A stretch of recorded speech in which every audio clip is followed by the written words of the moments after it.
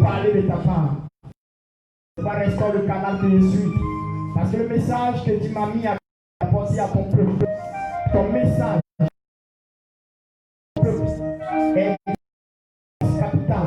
C'est pourquoi je t'en supplie, ouvre les cieux, ouvre l'entendement, ouvre les yeux des cœurs.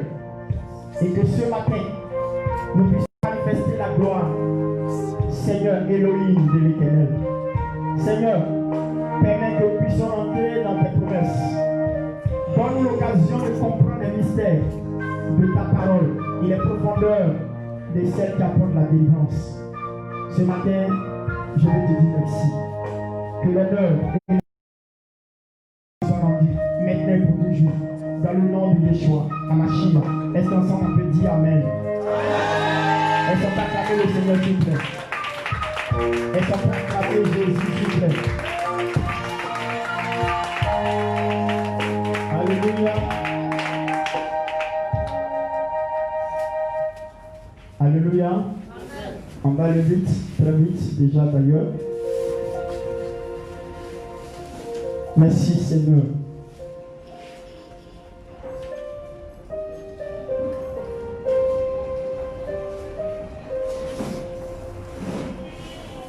Merci Seigneur.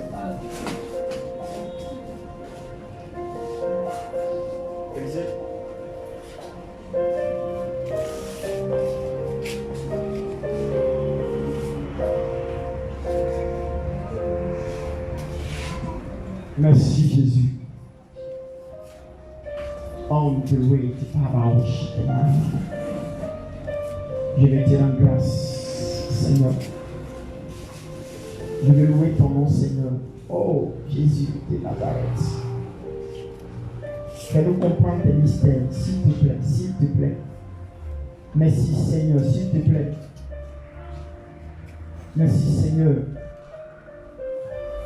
Est-ce qu'on peut chanter ce chant que là on connaît ensemble? Mon âme bénit le Seigneur, s'il vous plaît, parce que mon âme veut bénir le Seigneur ce matin et mon esprit veut le magnifier. Mon âme bénit le Seigneur et mon esprit magnifie son nom. Car la mort n'a pas pu le retenir, mais dans le tombeau, Jésus est Seigneur.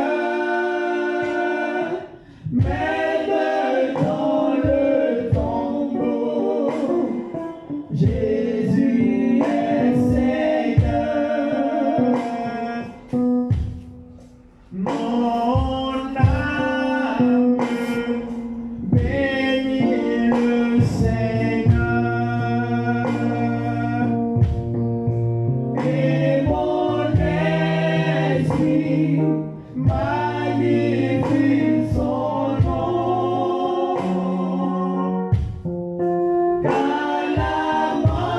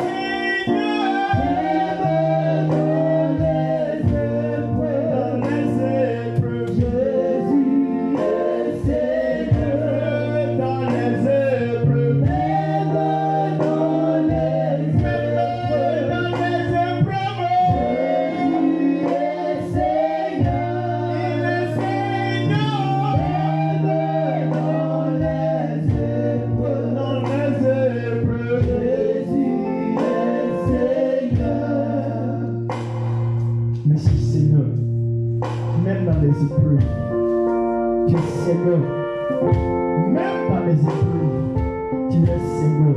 Même dans les épreuves, tu es capable de relever le défi. Même dans les épreuves, tu relèves le défi.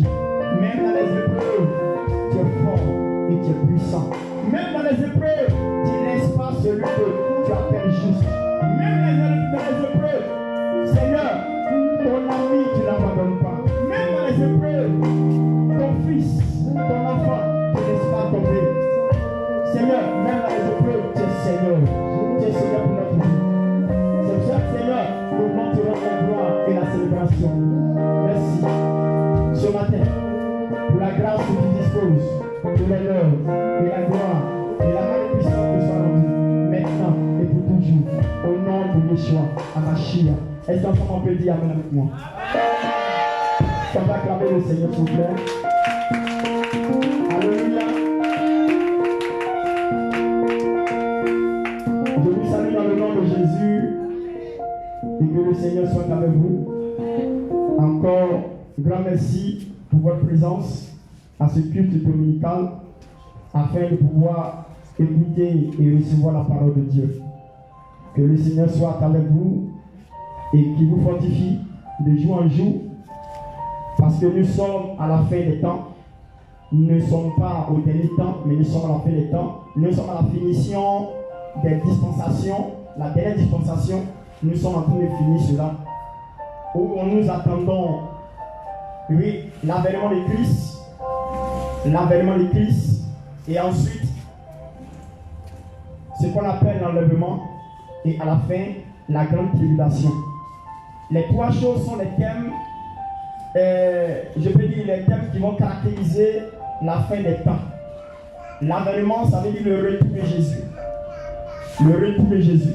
Et ensuite, deuxièmement, ce qu'on appelle l'enlèvement. Ça veut dire qu'à un clin d'œil, tu seras assis avec ton frère et ta soeur, après que Dieu puisse apparaître dans les airs pour vivre au moins 1000 ans avec nous. Il va vivre 1000 ans avec nous et après cela, il va avoir ce qu'on appelle l'enlèvement. Tu seras assis avec ton frère et ta soeur, celui qui ont cru en Jésus et qui sont restés fidèles à Jésus, sans regarder ni à gauche ni à droite, sans même vendre son âme au diable. En ce moment, en cet instant, la Bible déclare qu'à un instant, comme une claquette des yeux, tu vas voir ton frère et ta soeur, tu es assis à lui et puis il disparaît. Il est enlevé. Ça, ce sont les trois choses que la fin des temps va nous donner. Nous allons orchestrer à la fin des temps.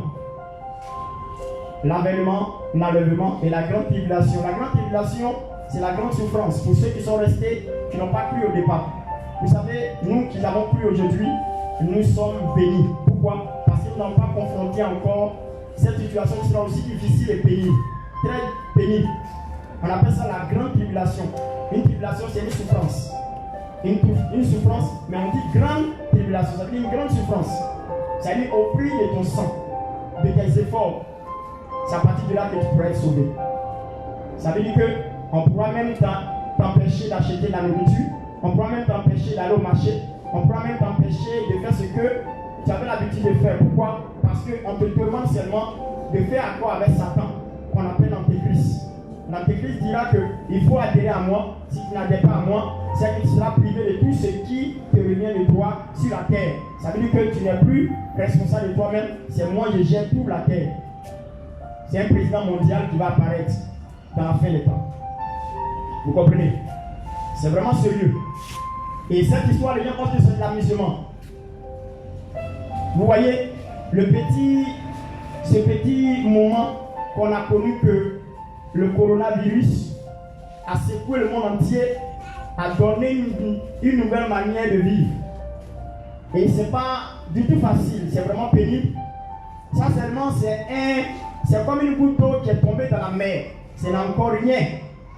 Ce qui est à venir encore plus monstrueux. Amen. Amen. Ça veut dire qu'il faudrait qu'on s'accroche à Jésus afin d'accéder à la félicité éternelle. C'est cela qu'il ne faut pas te détourner à gauche. Ceux qui avaient les biens aujourd'hui, ils se sont dit, ils ont compris une chose, c'est vrai. Le deuxième pas de faire, c'est de comprendre. Mais le deuxième pas, c'est de se donner. Ils vont comprendre que La richesse et tout l'argent de ce monde ne sert à rien. Pourquoi? Parce que ce n'est pas ton argent et même la richesse qui va te permettre d'avoir la sécurité du coronavirus, de ce nouveau corona. Amen. Amen. Cela démontre qu'il n'y a que Dieu seul qui peut nous sauver, il n'y a que Dieu seul qui peut nous aider. À cet effet, nous constatons que nous qui avons accepté le Seigneur, nous sommes en sécurité parce que c'est Dieu qui garde la vie.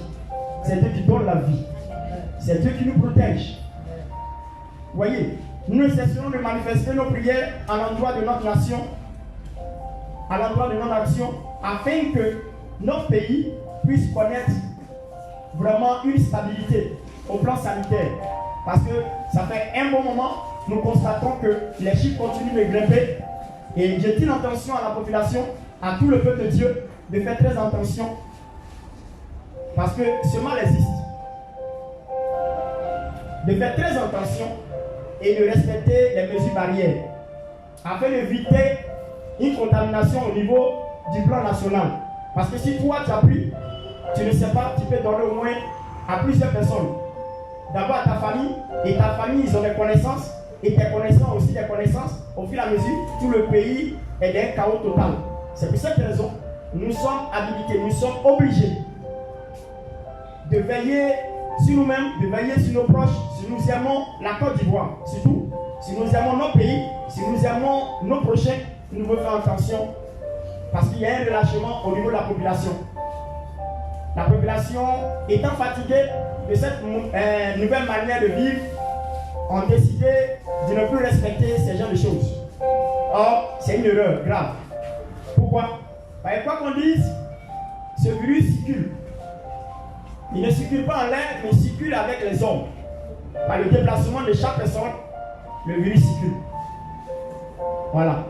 C'est pas là mon message, mais tirez votre attention parce que quoi? Nous sommes des hommes de Dieu et nous sommes le garant de la terre, nous sommes le garant des institutions, nous sommes le garant de la nation. La première personne qui doit respecter la parole de Dieu, qui doit respecter même les autorités, c'est nous les chrétiens. Pourquoi? Parce que notre Dieu nous demande de respecter les autorités. Et nous sommes dans l'obligation de le faire. Parce que quand il n'y a plus de règles, il y a le désordre. Et quand il y a le désordre, c'est le chaos. Et quand il y a le chaos, il n'y a pas de développement, il n'y a pas d'économie, il n'y a pas d'avancée sur le plan administratif et sur les autres plans. Et tout est paralysé. Donc je vous en supplie. Je vous en supplie, quand vous sortez, prenez vos cache-nez, prenez vos gels hydroalcooliques pour laver vos mains. Et puis faites attention de ne pas faire les accolades et mettre les salutations parce qu'il y a un relâchement. S'il vous plaît. C'est vraiment important. Quoi qu'on dise, faisons attention. Voilà, mieux vaut prévenir que guérir. C'est pas pendant que tu seras couché sur le lit d'hôpital, on va commencer à chercher comment prier pour t'aider. Non. C'est maintenant, il faut faire attention pour ne pas que tu sois dans ce chaos. Ce chaos n'est pas seulement national, mais c'est mondial. Que le Seigneur bénisse. Amen. Que le Seigneur fortifie. Amen. Voilà. Ça modifiait le cours de la vie. Mais lui a dit que ce coronavirus n'est qu'un petit élément qui a secoué le monde. Ce n'est même pas quelque chose même. Parce qu'il y a d'autres choses qui vont venir. Parce que ça marque les consciences. Ça marque la fin des temps. Alléluia. Ce matin, je voulais véritablement continuer un message que j'ai intitulé le dimanche passé, qu'on appelle le message que donne l'épreuve. Le message qui donne l'épreuve. Pourquoi je tire l'attention et je donne ce message? Dieu veut nous faire comprendre quelque chose parce que nous sommes en train de traverser un moment très très difficile. Je vais dire un moment chaotique. Un moment chaotique. Vous voyez? Un moment chaotique. Et les gens sont en train de perdre la foi. Les gens sont en train de perdre la foi à cause des situations difficiles que chaque personne traverse. Vous voyez? Pourquoi je suis en train d'énumérer le coronavirus? Pourquoi? Parce que ça a changé notre habitude et aussi ça a créé des chômages, ça a créé tellement de choses difficiles. Il y a des gens qui ne travaillent plus à cause de ce virus. Et on va au marché, ceux qui vendent. Il est difficile pour que les marchandises puissent marcher, puissent connaître une évolution. Ça veut dire que ça a mis tout le monde en genoux. Et l'église aussi n'est pas restée en marche. L'église aussi a été plongée. Pourquoi? Parce qu'on ne peut pas faire plus de rassemblements. Vous voyez, on ne peut pas faire d'évangélisation, de croisade, parce qu'on demande seulement de 50 personnes, pas plus. Cela veut dire que c'est une menace, pas seulement au plan sanitaire, mais c'est une menace aussi au plan spirituel. Pourquoi? Parce que ça commence à toucher les foi. Il y a des gens qui ne veulent plus aller à l'église, il y a des gens qui sont assis à la maison, par peur. Il y a d'autres, par les moyens financiers, parce qu'ils doivent se déplacer et même faire des offrandes. Et cela crée un problème au niveau de l'église. Vous voyez? Donc l'épreuve commence à connaître une croissance élevée dans la vie de chaque enfant de Dieu. Et ça fait que des personnes ne sont plus disposées. Et Satan profite de cette occasion. Parce que le pays est secoué aussi par les pluies. Oui, les inondations. Tout ça.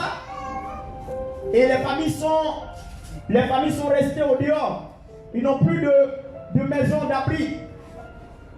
Imaginez-vous quelqu'un qui a souffert pendant 20 ans, 30 ans, 40 ans dans sa maison en achetant tout ce qui est là-bas.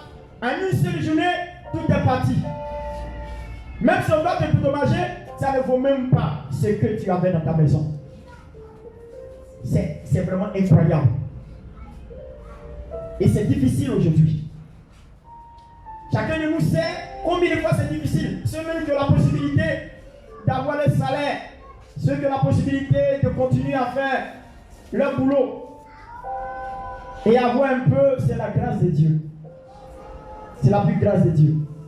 Donc je dis votre attention, frères et sœurs, pour que nous puissions véritablement avoir cette foi. Alléluia. Le message qui donne l'épreuve. J'avais introduit ce matin, je vais un peu développer. Et le dimanche prochain, je vais continuer. Je serai court et précis.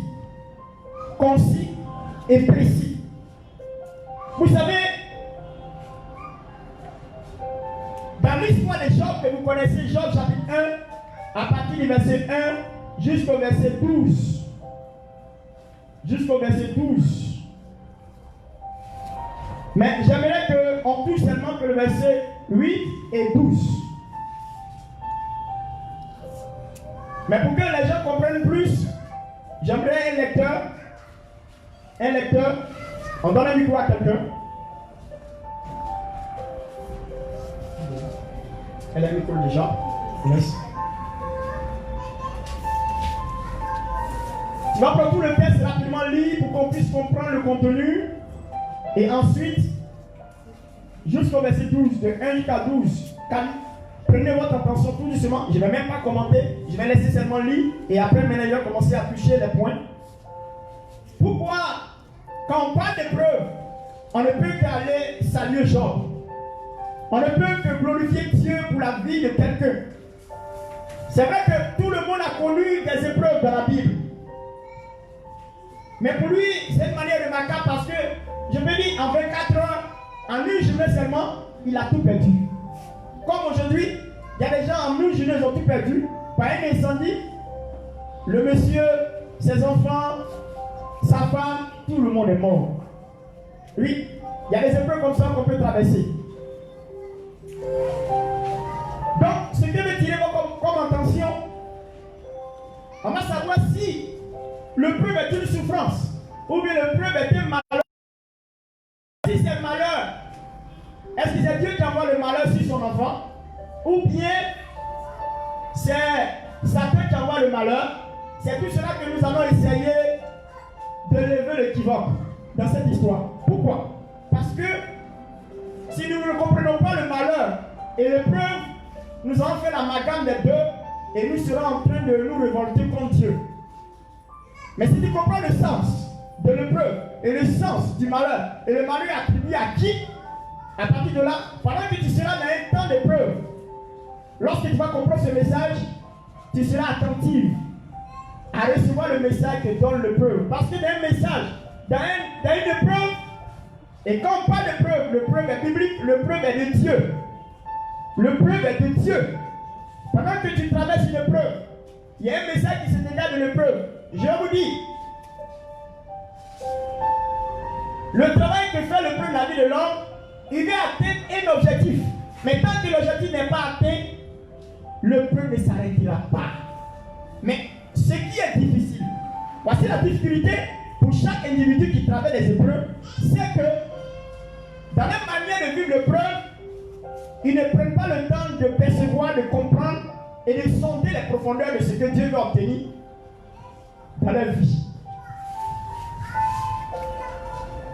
Vous voyez, ils se plaignent seulement. Ils se plaignent seulement. Oh Dieu a besoin de passer par là pour obtenir ce qu'il veut. Alléluia. La Bible dit que c'est la bénédiction de l'Éternel qui enrichit et ne fait suivre d'aucun chagrin.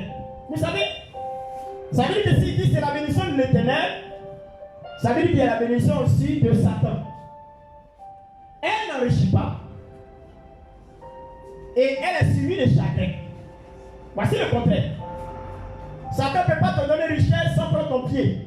Satan ne peut pas te donner richesse sans raccourcir ta vie. Satan ne peut pas donner une richesse à quelqu'un. Ça lui prend quelque chose de plus précieux de sa vie. Or, Dieu n'a pas besoin de prendre quelque chose de précieux de ta vie. Dieu permet que tu sois une bonne personne et il te permet de te bénir. Et c'est cela qu'il utilise un instrument qu'on appelle le preuve. Le preuve est un instrument de mesure pour permettre à une personne d'accéder à une gloire, à une bénédiction, à une grâce.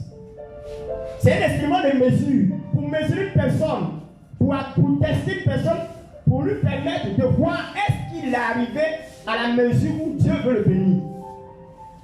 Pourquoi? Parce que dans la vérité, ce que je suis en train de dire de la vérité, c'est que vous allez constater que Dieu peut te bénir, mais ton caractère et ton comportement peut être une opposition pour la bénédiction que Dieu envoie. Imaginez-vous quelqu'un qui n'est pas brisé, quelqu'un qui est orgueilleux. Imaginez-vous comment Dieu peut le bénir. Si Dieu le bénit, Dieu aura exagéré afin qu'il soit capable encore d'écraser les autres pour dire que c'est par un soutien que Dieu m'a béni. Est-ce qu'il va prendre conscience de sa position d'orgueil? Bien au contraire, il va aller encore plus haut, plus que Dieu. C'est pas Dieu dit qu'il résiste aux orgueilleux, mais il rend grâce aux humbles. Alléluia. Si vous ne comprenez pas ça, vous allez voir que vous allez vous révolter et un bon matin vous allez quitter la présence de Dieu pour dire c'est bon, mais moi je suis fatigué, je viens chercher mon chemin, je vais me débrouiller. Parce que si tu n'as pas compris l'épreuve, qu'est-ce que c'est? Tu es perdu. C'est pour cela qu'il a bien voulu vous donner cette figure de l'homme emblématique de l'épreuve qu'on appelle Job, afin que vous compreniez dans quel esprit Dieu a introduit quelque chose. Mais c'est le verset 8 de Job qui m'intéresse plus jusqu'au verset 12. Mais les autres choses ont dépeint le tableau de Job pour démontrer d'où il vient, qu'est-ce qu'il fait, qu'est-ce qu'il a et quels sont les biens qu'il a reçus de la part du Seigneur. Écoutez-moi bien. Je vous demande d'écouter. Allons-y. Job chapitre 1, verset 1. Il y avait dans le pays de Uz un homme qui s'appelait Job. Et cet homme était intègre et droit. Il craignait Dieu et se détournait du mal. Voyez un peu, voici la caractéristique de son caractère, de sa manière d'être. Il était intègre et droit. Intègre et droit. On le qualifie d'intègre et droit. Quelqu'un qui est juste, quelqu'un qui est correct, quelqu'un qui est intègre. L'intégrité, c'est le fait de ne pas aller à gauche et à droite, de rester fidèle à une personne. C'est ce qu'on appelle l'intégrité. Droit, démontrer qu'il est juste. Il respecte Dieu à la lettre. Allons-y. Il lui naquit 7 fils et 3 filles. Il a 7 fils et 3 filles, ça fait 10 enfants. C'est ça? 10 enfants. 7 fils et 3 filles. 10 enfants. Allons-y. Il possédait 7000 brebis. Voici les biens qu'il a. 7000 brebis. À notre époque, c'était un homme très riche. 7000 brebis, il est très riche. Allons-y. 3000 chameaux. 3000 chameaux.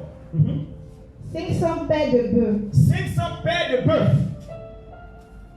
500 ânesses. 500 ânesses. Et un très grand nombre de serviteurs. Et il a tellement de serviteurs qui s'occupent de tout ça. Et cet homme était le plus considérable de tous les fils de l'Orient. Vous voyez, dans l'Orient, c'est comme en Israël, il était l'un des enfants des fils les plus considérables, les plus considérés. Ça veut dire quand tu as des biens, quand tu as de l'argent, quand tu as les moyens, ton entourage te respecte. Vous voyez, ton entourage te respecte à cause des biens, ce que tu as acquis. Amen. C'est ce qu'on dit, il était le plus considérable. Parmi tous les fils de l'Orient. C'est une marque, c'est une personne qui est acceptée. Il peut y avoir beaucoup de personnes qui sont riches à cette époque, mais Job les démarque. Amen. Allons-y. Verset 4. Ses fils allaient les uns chez les autres et se donnaient tour à tour un festin. Allons-y, continue. Les fils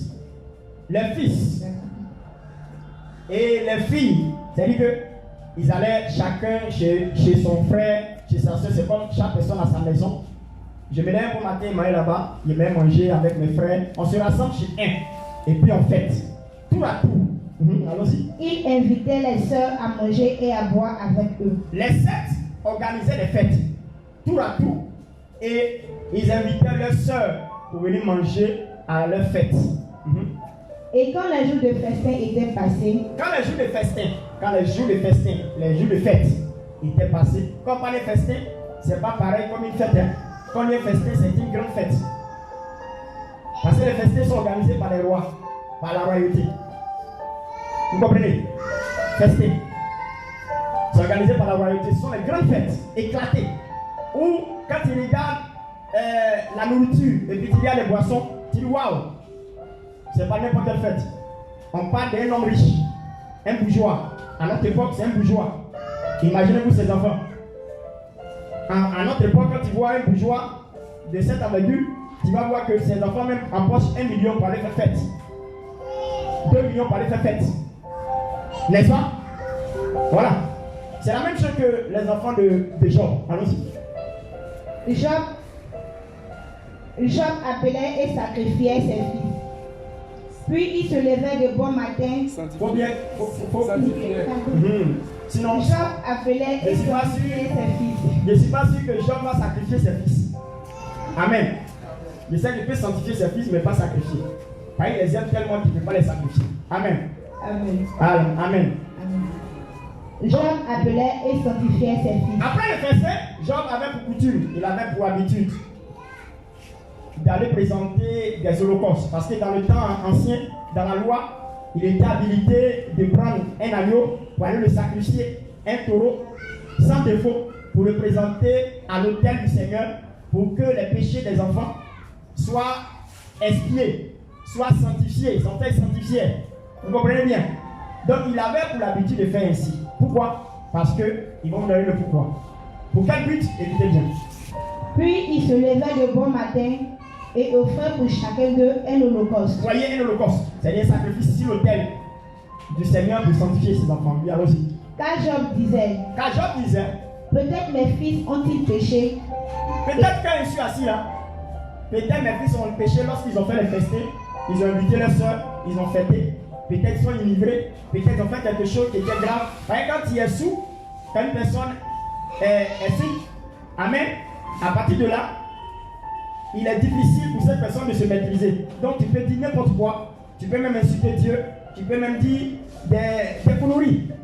Donc pour lui, En tant qu'un père responsable de ses enfants, un père sage, un père qui connaît la loi, un père qui connaît ce qui est principe biblique, un père qui sait ce qui est bon pour ses enfants, un père qui respecte Dieu, comme la Bible a dit depuis le départ, qu'il était intègre et droit dans son intégrité. Il ne veut pas que ses enfants puissent être en conflit avec Dieu. Parce qu'il sait que c'est par l'effort de Dieu qu'il a pu avoir tout ça. Allons-y. Ont-ils offensé Dieu dans leur cœur? Peut-être ils ont offensé Dieu dans leur cœur. Allons-y. C'est ainsi que Job avait pour coutume d'agir. Vous voyez, on dit c'est ainsi que Job avait pour coutume. Vous voyez, quand on emploie le mot coutume, c'est pour exprimer une habitude. Il est accoutumé à le faire chaque jour que Dieu permet. Job avait l'habitude de le faire ici. C'est-à-dire qu'un jour ne peut pas passer lorsque ses enfants organisent une fête. Imaginez-vous, c'est qu'il y a beaucoup de locaux. Chaque fois, il aura fête. Chaque fois, Job aussi va commencer à offrir à Dieu. Pourquoi? Parce que Job ne voulait pas que ses enfants soient en conflit avec Dieu. Les conseils que donnent aux parents, voilà comment il faut agir en tant que les personnes responsables qui sont chrétiennes, des familles chrétiennes. Chaque jour que Dieu permet, quand tu te couches, sois capable de regarder. C'est vrai que le péché du père, dans l'Ancien Testament, le péché du père se répand jusqu'à la 4e génération. C'est-à-dire que tu n'as rien fait, mais tu vas payer ce que ton père a fait. Les conséquences. Ton père va dire les conséquences, mais leurs enfants vont dire les conséquences. Parce que la Bible dit que avant qu'Abraham ne offre à Melchizedek, le roi de Salem, ses enfants étaient dans son règne. Isaac était dans son règne. Vous comprenez bien? Isaac était dans son règne. Ça veut dire que Isaac a participé en même temps que son père. Vous voyez? Donc ça veut dire que le péché du père se répand jusqu'à la 4e génération. Et la bénédiction du père se répand jusqu'à la 1000e génération. Donc c'est ce qu'ils sont en train de dire. Vous comprenez? Voici le sens de quelque chose qu'il faut comprendre. Ça veut dire que lorsque aujourd'hui tu es chrétien, tu dois être sensé à tes enfants. De savoir s'ils n'ont pas offensé Dieu, ils n'ont pas fait du mal à Dieu. C'est vrai que les choses sont répandues. Ça veut dire que le péché que tu as commis, c'est toi-même qui vas payer. C'est ce qui est répandu maintenant. C'est ce qui est répandu maintenant. On dit l'âme qui pêche, c'est l'âme là qui périra. C'est pas ce que la Bible dit. Voilà. Ça veut dire que la responsabilité des actes, c'est toi-même qui as payé. On ne peut plus mettre sur la tête de quelqu'un.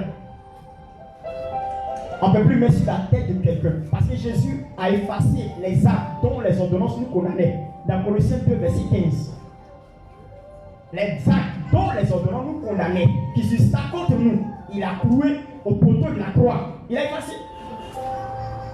Les malédictions du passé, c'est des actes qui sont en train d'entrer ta vie. C'est vrai. Ce que les parents ont fait influence ta vie. Mais ça ne peut pas détruire ta vie. Pourquoi? Parce que quoi? Tu es sous la couverture du sang de l'agneau. Pourquoi? Parce que tu as donné ta vie à Jésus. L'alliance que les parents ont tissée est une alliance. Mais la Bible déclare que j'ai une nouvelle alliance avec Christ. Vous comprenez? On ne peut pas avoir deux alliances. Vous savez, on ne peut jamais avoir deux alliances. Quand tu as une alliance que tu viens faire une autre alliance, c'est que l'alliance passée n'a plus de valeur. Et la nouvelle alliance vient briser l'alliance passée. Le fait que nous sommes chrétiens aujourd'hui, nos enfants sont entrés dans une nouvelle alliance. Vous voyez ce qui est intéressant? Le combat que tu mènes, ce n'est pas pour toi que tu mènes. Tu mènes le combat pour tes enfants, pour ta progéniture. Pourquoi? Parce qu'ils ne vont pas subir ce que ton père t'a bien subi. Ce que ton père a commis là. Toi, tu ne peux pas commettre parce que tu es chrétien. Tu es chrétien. Ça va permettre aux enfants de ne pas faire un trop grand combat que nous avons fait les combats. Nous avons brisé les liens. Nous avons prié. Nous avons détruit les hôtels sataniques de nos parents, des eaux, des montagnes, des rivières, des pratiques occultes. Nous sommes légués comme ça. Nous avons fait les veilles de prière pour ça. Mais nos enfants ne feront pas ça. Pourquoi? Parce que nous n'avons pas attaché notre âme à des choses sataniques. Nous avons donné notre vie à Jésus de Nazareth. C'est pour cette raison, le péché de l'enfant, c'est lui-même qui paye. Pourquoi? Parce qu'il n'y a plus d'influence venant de son père. Par sa mère, tout a été bloqué. Par sa mère, tout a été détruit. Donc, c'est une nouvelle alliance. Et l'enfant qui sort de toi, il est clean. Et lui maintenant, il doit prendre la responsabilité pouvoir marcher correctement avec le Seigneur. Sinon, il n'a plus de grand combat à faire. Le combat qu'il va faire, c'est un combat personnel afin de lui permettre de connaître ce qu'on appelle la croissance spirituelle. Pour grandir dans la foi chrétienne. C'est tout. Vous voyez? On est chrétien, on doit toujours le preuve. Continue ma fille, allons-y. Au verset 6. Oui, verset 6. Or, les fils de Dieu vinrent un jour se présenter devant On dit, l'Éternel. oh, les fils de Dieu. Les fils de Dieu. Les fils de Dieu vinrent. On a résolu ce problème-là un des jeudis. Parce qu'on dit un des fils de Dieu. Les fils de Dieu, un jour, les fils de Dieu viennent se présenter. Où ça? Devant l'Éternel. Devant l'Éternel. Et puis on dit quoi encore? Et Satan vint aussi au milieu d'eux. Voici quelqu'un que j'aime beaucoup. Oui. Oui. Quand il dit j'aime beaucoup, ce n'est pas par hypocrisie. Je l'aime parce qu'il est instrument utile pour la gloire de l'Éternel. Voilà mon amour. Il y a posé une question. Pour qu'on ne soit pas inquiété, là, je vous demande, pour qu'on ne soit pas inquiété, si Dieu nous aime vraiment et que son amour est tellement immense, est-ce que dans le sens de Dieu, selon nous, selon nos réflexions, en tant qu'humains, est-ce qu'il n'est pas bien de supprimer Satan?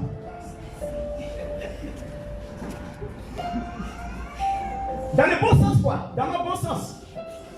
Mais comme Dieu, il n'y a plus de feu dans Dieu, et Dieu n'a jamais commis des erreurs, on n'a jamais dit que Dieu a commis des erreurs, et tout ce qu'il fait, la Bible déclare qu'il est juste. C'est pourquoi quand il a créé le monde, le 6e jour, et le 7e jour, il a créé le monde en 6 jours, le 7e jour, il dit quoi? La Bible dit qu'il s'est reposé. Mais avant qu'il se repose, qu'elle a dit, il dit tout est parfait. Quand il dit quoi? Premier jeudi, c'est parfait. Deuxième jour, parfait. Troisième jour, parfait. Quatrième jour, parfait. Cinquième jour, parfait. Sixième jour, parfait. Et la Bible déclare qu'il s'est reposé parce qu'il a trouvé que tout était parfait. Effectivement, il n'y a pas d'erreur dans la création. La création n'a commis d'erreur. Pourquoi? Parce que celui qui a créé, il est juste, il est correct, il est sincère, il est amour, il est rempli, il est la source intarissable de la sagesse. Dieu ne peut pas calculer et puis ça fait erreur. C'est pas possible. Quelqu'un qui connaît des choses qui vont arriver dans 10 000 siècles, dans 100 000 siècles, il sait d'avance. C'est pourquoi la Bible dit qu'il est égal à lui-même. Il est semblable à lui-même. Qui peut lui donner des conseils?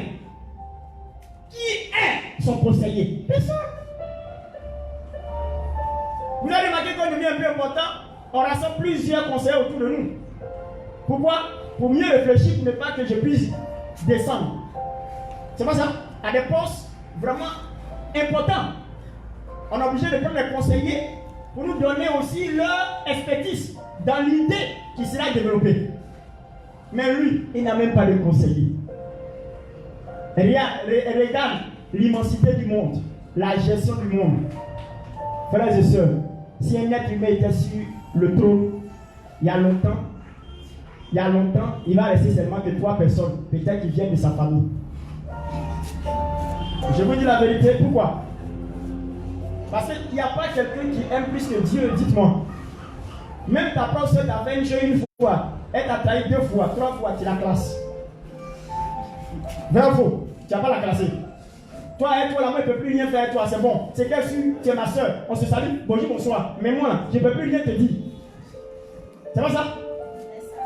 Il y a des gens qui ont coupé tête des gens dans le passé, qui sont devenus pasteurs. Tu peux imaginer, si tu étais homme, tu étais assis sur le trône, tu peux lui donner cette chance pour devenir pasteur? Il a coupé tête des gens. Imaginez-vous, un microbe a piqué tes enfants et puis un bon matin, il devient pasteur. Ils sont morts, hein? Il les a piqués, les microbes, il les a piqués. Les gens, les enfants qui sont en conflit contre la loi. Vous voyez l'immensité de l'amour de Dieu? Vous imaginez? Imaginez-vous l'amour de Dieu qui fait que des gens qui ont fait des avortements et puis Dieu permet qu'ils aient des enfants encore. Vous voyez l'amour de Dieu? Si tu étais assis sur le trône, tu as dit c'est ça là? Non, toi tu peux pas, tu ne mérites pas. Vous voyez l'amour de Dieu? Des braqueurs, des tueurs, des personnes dangereuses. Et aujourd'hui, qui sont devenus des hommes de Dieu. Des braqueurs. Des violeurs. Dieu a sur son trône et puis leur donne l'occasion. Dans ce pays, on a compris beaucoup de troubles. Mais Dieu pardonne. Des gens ont coupé, ils ont fait du mal aux gens. Alléluia. Ils ont égorgé des gens. Mais Dieu laisse l'occasion, il les pardonne. Quel amour immense. C'est pas Dieu qui va permettre que toi, tu battes au trône là-bas pour gérer. Je vous assure, si Dieu te permettait à un homme, tellement qu'il est tellement fâché, tellement qu'il trouve que Dieu ne gère pas bien, il lui donne seulement qu'une seule matinée. Une seule journée, quoi, pour gérer le monde. Il va demander à Dieu, en 1 minute, il faut venir prendre ta place. Vous voyez, c'est facile pour Dieu. Dieu qui est amour, il assis et puis l'eau vient apporter les gens qui meurent. Dieu assis son trône, des serviteurs de Dieu, même par moments, même sont étranglés dans leur voiture. Beaucoup d'atrocités qu'on connaît. Mais Dieu assis son trône et puis voit. Les gens m'ont dit que Dieu, pourquoi tu fais ça? Tu es méchant? Comment tu peux permettre ce genre de choses? Les méchants continuent de prospérer malgré leur méchanceté.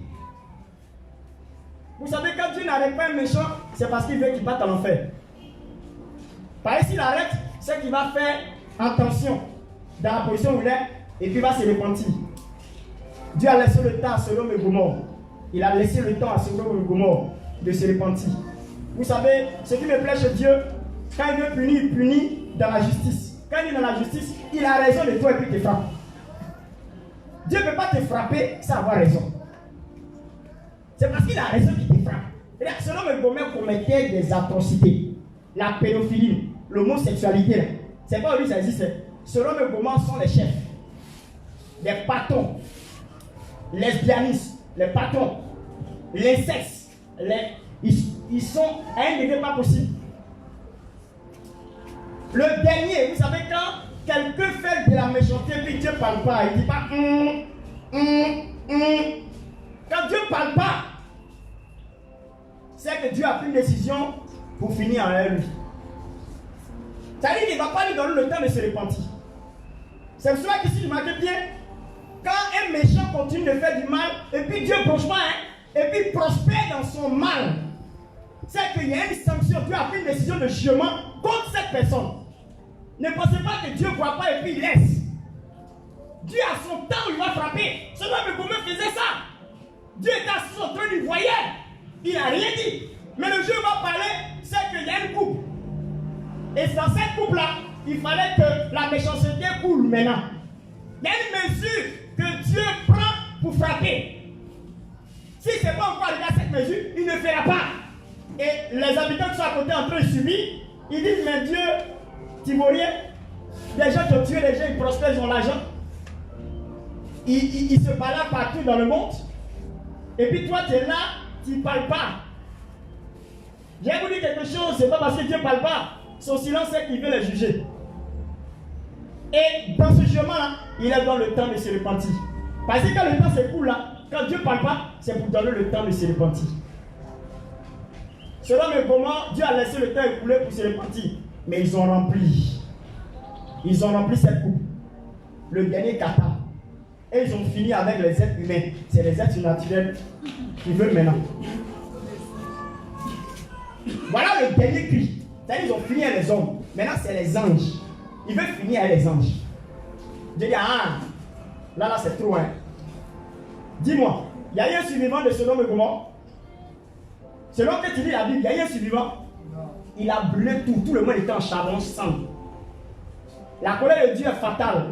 Mais quand il ne parle pas, il est dans le calme. Il faut faire très attention. Parce que le jour qu'il va se lever, il n'y a plus pardon. C'est pour cela que la Bible dit qu'après tout ce temps, qu'on va mourir, il n'y a plus jugement. Hein. Il n'y a plus pardon. Hein. C'est ici, il y a pardon. Hein. C'est pour cela qu'il est important de se repentir maintenant. Parce que demain, tu n'auras plus le temps de te repentir. Là-bas, il n'y a plus dit, Seigneur, ça cause de mes parents, ou bien ça cause de celui-là. Il n'y a plus d'expression qui va vouloir te justifier. C'est terminé. Tu subis la sanction. C'est pas comme tu es au tribunal et puis on te demande, il faut parler, qu'est-ce qui s'est passé? Hein? On t'a mis au commissariat 3 jours et puis on t'a envoyé au tribunal pour te juger, pour te déférer. Vous comprenez? C'est un droit. Et puis tu as parlé. C'est sur la terre là tu veux parler. Devant le trône de Dieu, c'est pas comme jugement qu'on fait au tribunal. Hein. Tu es là, et puis il montre les scènes. Vidéo est là, et puis tu vois. Quand il parle là, ça fait preuve. Même nous ici, même on cherche avec preuve. Il dit qu'il ne faut pas trop parler. Regarde. Il y a des gens qui disent non, je n'ai pas reçu, personne ne m'a parlé de Jésus. Il dit tu as oublié. Le vendredi, au marché, il y a un monsieur qui a un mégaphone. Tu as bien entendu. Mais tu as dit, oh, ceux-là, ils embrouillent les gens. Il dit, tu vois, c'était le jour-là que tu viens te donner. Mais tu as refusé, tu as dit, il embrouille les gens. Au point. Oui, ils sont au blindé. L'enfant, on appelle ça blindé. On sort plus haut. Vous comprenez? C'est pas là mon message, hein, mais pour vous relater un peu les faits, pour que vous compreniez l'amour de Dieu est immense. Dieu est juste. Donc tout ce qu'il va faire là, ils ne vont pas dire non, Seigneur, tu as mal fait. Dieu n'a jamais mal fait. Dieu a toujours bien fait. Même quand il te frappe avec amour. Regardez bien, je vous ai dit quoi? Ce qui était plausible, ce qui était normal, c'était quoi? De permettre d'éliminer Satan. Selon nos réflexions, on doit faire quoi? Éliminer Satan. Parce que je vois que tout ce que Dieu a fait faire là, c'est comme ce cinéma. Tu allumes Satan, tu l'allumes bien, c'est fini. Après de tout ça là, ça a pu arriver. Tout dernièrement, j'ai vu, je ne sais pas si c'est la vérité, sur internet, le premier culte en Afrique du Sud, de Satan en Afrique du Sud. Vous voyez des abominations comme ça. Oui, le premier culte, ils ont fait le premier culte de Satan. Lui, il adore Satan. Et puis, il donne ses raisons. Vous voyez un peu. Satan est bon. Vous voyez un peu, non? Satan est bon. Mais dans le sens où je suis en train de parler, Satan est bon, hein? La Bible dit que les fils de Dieu sont présentés à l'éternel. À l'éternel. Et Satan s'est introduit. Non, je vais vous poser une question simplement. Je vais vous poser une simple question. Satan s'est introduit. Je vous demande comment il a fait. Non, soyons sérieux. Comment Satan a fait pour s'introduire dans la présence de Dieu? Il ne dit pas, il dit Dieu, Dieu, Dieu. Frères et sœurs, c'est Dieu, hein? C'est pas camarade de quelqu'un, c'est Dieu. La Bible dit que il est une lumière. Si on doit un peu lui donner une qualification, il est lumière. Maintenant, si on donne une qualification à Satan, c'est qu'il est quoi? Il est ténèbres. Je vous pose une question. Est-ce qu'il y a cohabitation entre les ténèbres et puis la lumière? Mais comment Satan peut s'infiltrer dans le groupe des fils de Dieu? Qui sont les fils de Dieu? On a essayé de résoudre ce problème-là. Les fils de Dieu, c'est toi et moi. Parce que Dieu n'a jamais dit à un ange que tu es un fils. Et moi, ici, ton père, et tu es mon fils. Dans le livre de Hébreux chapitre 1, à partir du verset 3, 4 et 5. C'est écrit là-bas. Il dit, il n'a jamais dit c'est moi il a engendré, non. Il dit, le jour qu'il a introduit le premier né de toute la création, il a dit que les hommes l'adorent. Que tu es mon fils, et c'est ton père. C'est lui qui est le fils. Et la Bible nous dit aussi que nous sommes fils. Pourquoi? Parce que Romains chapitre 8, verset 14 dit, tous ceux qui sont conduits par le Saint-Esprit sont appelés fils de Dieu. Amen. Amen. Amen. Et la Bible dit qu'avant qu'on ne soit fils de Dieu, la Bible dit dans le livre de Jean, chapitre 1, le verset 12, à tous ceux qui l'ont reçu, qui croient en son nom, il les a donné le pouvoir de devenir enfants de Dieu, lesquels ne sont pas nés de la chair ni du sang, ni de la volonté de l'homme, mais de Dieu. Et la Bible dit encore dans le livre de Romains, chapitre 8, le verset 16, que l'Esprit lui-même rend témoignage à notre esprit que nous sommes enfants de Dieu. Et si nous sommes enfants de Dieu, nous sommes héritiers de Dieu et co-héritiers de Christ. Alléluia. Alléluia. Amen. Vous comprenez le sens de ça?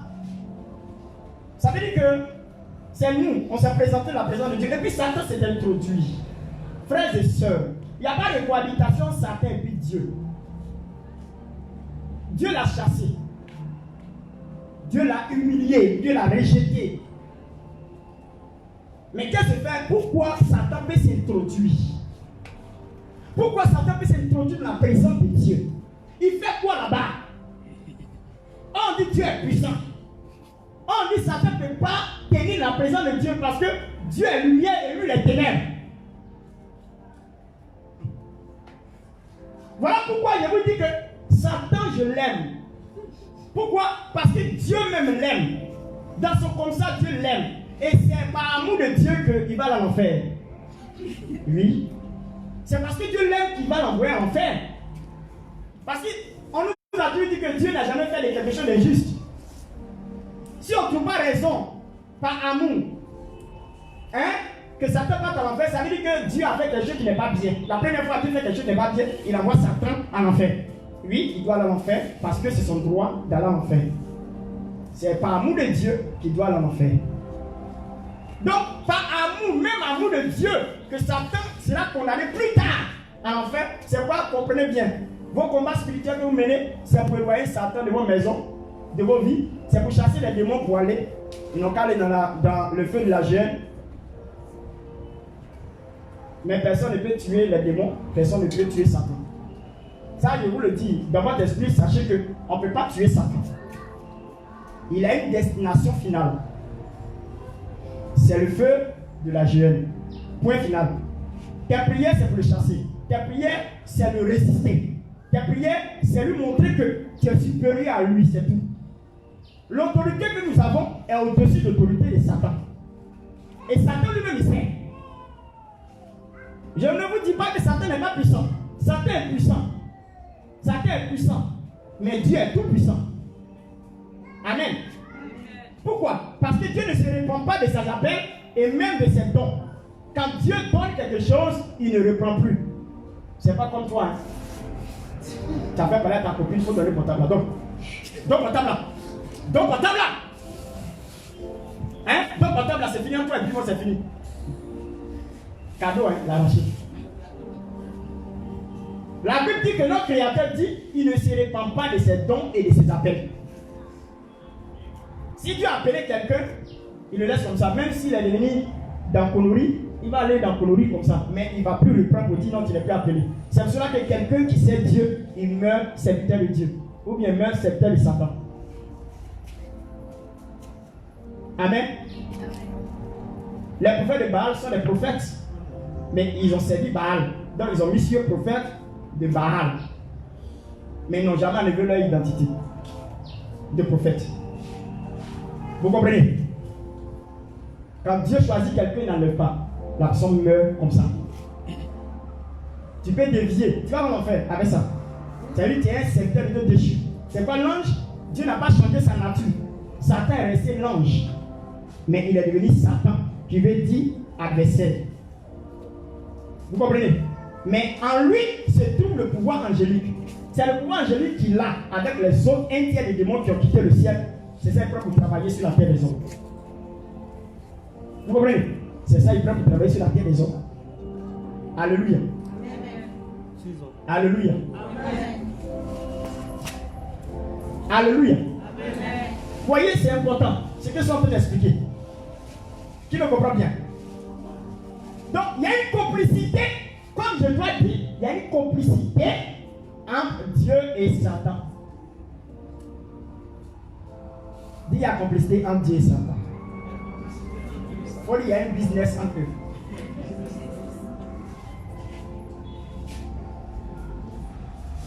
La Bible dit dans Philippiens chapitre 2, à partir du verset 14, 13, 14. La Bible dit que c'est Dieu qui produit en nous le vouloir et le faire selon son bon plaisir. Dieu va produire le vouloir et le faire selon son bon plaisir dans le cœur de Satan. Dans l'esprit de Satan, quoi. Parce que Satan n'a pas de cœur, mais il est un esprit. Et Dieu va attirer Satan dans l'assemblée des saints, des fils de Dieu. Dieu va attirer Satan selon son bon plaisir, parce qu'il a le pouvoir d'attirer quelqu'un. C'est pas la Bible dit que nul ne peut venir à lui sans que le Père ne l'a ordonné. C'est Dieu qui attire les gens. Il attire Satan et Satan s'est introduit. Pour lui, il pense que c'est de lui-même le venu. Or, Dieu voulait l'utiliser pour atteindre un objectif. Et l'objectif que Dieu va obtenir, c'est ça que nous sommes en train de voir. On appelle ça l'épreuve. Amen. Et qu'est-ce qui se passe? Lis pour en finir. Au verset 7. L'Éternel dit à Satan, d'où viens-tu? Et Satan répondit à l'Éternel de parcourir la terre et d'y promener. Il y a même causerie à lui. Il lui disait, mon petit, d'où viens-tu? Mais il va montrer à Dieu que lui est très vagabond. Écoutez bien ce qu'il va dire. Il a sa réponse. Satan, c'est un vagabond. Si tu es vagabond, tu es le papa de Satan. C'est-à-dire quand tu es vagabond, Satan au moins il fait des activités. Il fait tout pour te faire tomber. Il fait tout pour te briser. Il fait tout pour t'envoyer en enfer. C'est son activité, c'est son but sur la terre. Le but de Satan, c'est de t'envoyer en enfer. Parce qu'il ne veut pas aller lui seul. Il veut que des gens l'accompagnent. Parce que c'est à cause des hommes que lui a été précipité. Pourquoi? Parce que Dieu a donné la place. Après Dieu, dis à ton péché, après Dieu, c'est toi. C'est pas les anges, c'est même pas les 24 milliards. C'est pas les 4 êtres vivants. Après Dieu, c'est toi. Donc Satan, voyant cette menace, lorsque Dieu a introduit Adam dans le jardin, il dit non. Nous on a dû être toi ici, là, on prie, on fait tout, on est ensemble ici. Et puis tu viens donner la deuxième position à l'homme. Non, moi il ne peut pas accepter ça. Il s'est révolté. C'est pour cela que pour que Dieu aime mal, parce que Dieu aime la créature que nous sommes. Je vous explique. C'est pourquoi il n'a pas manqué de dire, la Bible n'a pas manqué d'afficher dans le livre de Genèse chapitre 1, le verset 48, il dit, créons l'homme à notre image selon notre ressemblance. Dis-moi, la manière que tu t'aimes là, tu veux que ton enfant te ressemble. C'est pas ça? Dis-moi, c'est pas ça? Il dit, créons l'homme à notre image selon notre ressemblance. Image d'abord. Et puis ressemblance, ça veut dire jumeaux. Quand deux choses se ressemblent, c'est comme des jumeaux, n'est-ce pas? En bon français, voilà. Ça veut dire qu'on est identique à lui. Mais pas par le physique. On est identique à lui par l'esprit. Parce que les gens pensent que quand on dit faisons l'homme à notre image selon la ressemblance, c'est que Dieu a narine comme nous, quoi. Dieu a teint clair comme nous. Non, ce n'est pas l'aspect physique, c'est l'aspect spirituel. Voilà. Ça veut dire que la même manière que Dieu crée, c'est pourquoi nous avons la possibilité de créer les portables, de créer avions, tout ça. On est identique à Dieu parce qu'on peut créer aussi. Vous voyez, on peut inventer des choses aussi. Je vous assure que la terre et le ciel n'hésitaient pas à Dieu à inventer. C'est une invention, hein. Une invention, ça partit de rien. N'est-ce pas? Il dit que la terre soit la terre fut. Il s'est imaginé une image comme une plateforme qu'on appelle terre, et puis dans les cieux, comme les cieux. Rien n'existait, c'était le chaos. La Bible dit que c'était le chaos. Quand il dit dans des versets, on dit que c'était le chaos. Le chaos. La terre était vide, informe. Quand on dit informe, en bon français, ça veut dire qu'il n'y a pas de forme. Il n'y a pas de forme, quoi. Informe, sans forme. Et lui, il voulait donner forme à la chose. C'est pourquoi il a séparé les eaux de la terre. Et il a pris le reste des eaux pour faire les cieux. Non, Dieu, c'est un ingénieur. Alléluia. Dieu, c'est l'expertise à la matière. Alléluia. Vous voyez, c'est pour cela que Satan est révolté. Comme Satan a été précipité, il dit quoi? Il a mis sur l'homme. Il n'a pas manqué ça, ça il a fait mal nous. Parce que Dieu nous aime tellement que qu'est-ce qu'il va faire? En touchant l'homme, le cœur de Dieu est blessé. Vous voyez, quand les enfants meurent, il y a dans cette période de coronavirus, il y a eu beaucoup de décès. Je dis que Dieu a assis son trône et puis il dit, ma création, mes créatures, ils sont tous mourir comme ça par centaines de milliers. Le cœur de Dieu est attristé. Parce que le but de Dieu est que tout soit sauvé. Mais Satan aime beaucoup quand même. Vous savez que Satan aime beaucoup quand même. Vous savez que Satan aime beaucoup quand même. Les gens qui n'ont pas accepté Jésus sont morts là. Ils ne sont pas beaucoup. Ils sont beaucoup, non? Mais il ne veut pas arrêter. Il veut continuer à avoir plus de grands nombres. Il ne veut pas être condamné seul. Il veut condamner plus de personnes aller avec lui dans l'enfer. N'acceptez pas. Alléluia. Et il s'est introduit, Dieu lui pose la question. Ma fille répond rapidement. D'où viens-tu? Il dit, d'où viens-tu? Allons-y. Et Satan répondit à Je l'Éternel. m'y promener. De m'y promener, Je m'y promener. de parcourir la Il a terre. parcouru la terre. La fois passée, elle dit quoi? C'est quoi? Magellan. C'est lui, c'est pas Magellan qui a fait le tour de la terre. Il dit qu'il a parcouru la terre. Quand il a parcouru la terre, ça veut dire quoi? Ah, donc on a trouvé celui qui a été le premier à parcourir la terre, c'est pas Magellan. Il dit c'est Satan. Tu as vu? Il se promène. C'est un vagabond. Attiré par exprès. Dis Dieu l'a attiré parce que Dieu va atteindre un objectif. Dis Dieu va atteindre un objectif. Allons-y, ma fille. Au verset 8, Verset 8. l'Éternel dit à Satan. Il dit, tu sais, viens, Satan, viens. Tu sais, viens, mon fils. Allez, toi, comme ça. Voilà.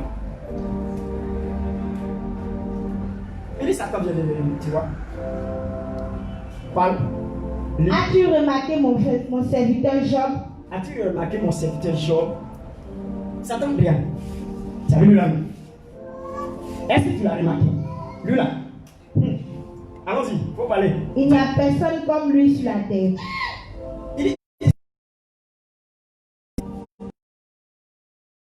Lui sur la tête des hommes, il n'y en a pas. Son number one, il n'y en a pas. Dis,